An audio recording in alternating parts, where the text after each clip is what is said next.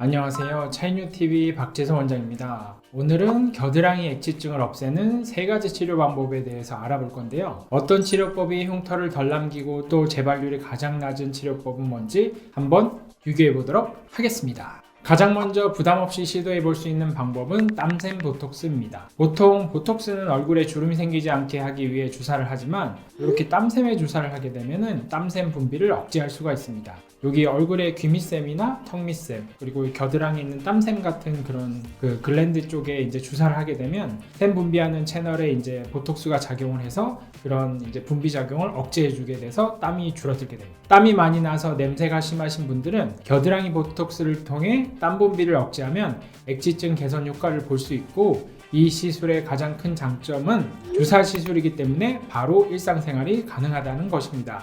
반면 다한증으로 인해 겨드랑이 냄새가 심한 경우에 효과가 있고, 재발이 없는 영구적인 치료 방법이 아니라 시술이기 때문에 추후에 보톡스 약물이 체내에서 다 분해가 되고 효과가 떨어지면 1년에 1, 2회 정도 반복이 필요하다는 단점이 있습니다. 겨드랑이 액취증을 영구적으로 없애기 위해서는 수술적 치료가 필요한데요. 이 액취증은 아포크린이란 땀샘으로 인해 생기고, 모든 액취증 수술은 이 아포크린 땀샘 제거를 목표로 합니다. 대표적인 수술 방법이 바로 절개법입니다. 오래전부터 액취증 치료에 사용했던 수술 방법인데, 피부를 5에서 7cm 정도로 크게 절개를 한 후에 피부를 뒤집어 아포크린 땀샘을 제거하는 어떻게 보면 원시적인 방법입니다. 직접 피부 조직을 보면서 시술을 하기 때문에 재발률이 5% 정도로 낮다는 장점이 있지만, 5에서 7cm로 크게 절개를 하게 되면은 아무래도 수술 후에 생길 수 있는 흉터, 비후성 흉터가 생길 수도 있고 붉은 흉터가 생길 수도 있고, 겨드랑이 쪽이 약간 관절 부위다 보니까 접었다 폈다 이렇게 하게 되면서 피부가 점점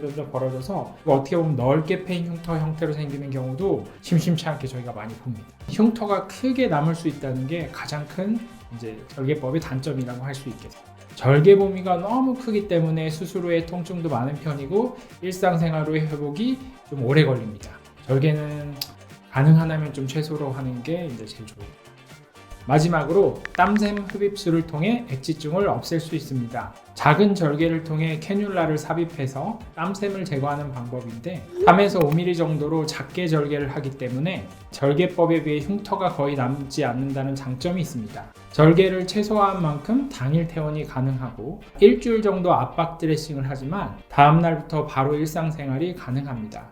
일주일 후에 최소 절개 부위 실밥 제거 및 압박 드레싱 제거를 해드리고 있고, 이후 2-3주간은 격렬한 신체 운동은 하지 말라고 권하고 있습니다. 크게 절개를 해서 뭔가 시원하게 아포크린 샘을 제거하는 절개법이 절개를 조금만 해서 미세 침습하는 것보다 효과가 더 좋지 않을까 생각하기 쉬운데요.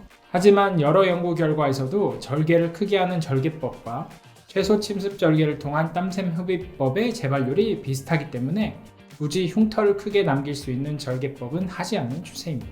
현재 저희 병원에서는 3mm의 아주 작은 절개를 통해 땀샘을 제거하는 최소 침습 AST 방법으로 액취증 수술을 하고 있는데, 6,400건의 케이스를 조사한 결과 재발률이 1.7% 정도로 집계되었습니다. 액취증 가족력이 있거나 평소에 액취증 때문에 고민이 많으셨던 분들은 상대적으로 부담이 적은 미세 침습법을 고려해 보셔도 좋겠습니다.